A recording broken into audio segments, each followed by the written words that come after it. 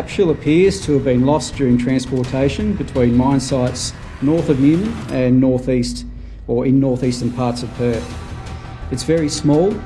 It's around about 6 millimetres in diameter and 8 millimetres high.